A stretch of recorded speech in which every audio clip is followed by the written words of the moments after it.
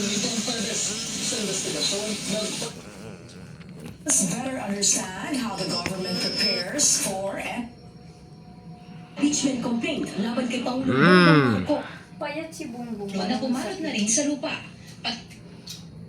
Laban kay Pangulong Bongbong Marcos. Pahayag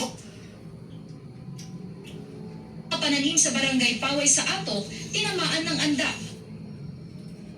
sumabit umano ito sa kable ng kuryente. Pinamulaanan ng Temperatura sa La Trinidad sa Benguet.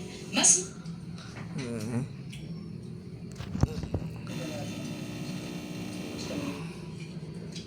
sa Malabon at lungsod ng Batangas. yat at mamamasyal sa lugar, mainam na magpakonsulta. Dito ba siya meron sila ng tanong kung ang bag kasi akala niya din siya parang Hindi, baka ang kaya niya baka. Ay, di ba siya ano mo tanda? Kasi mga kapatid ko na magpabautismo sa loob ng iglesia.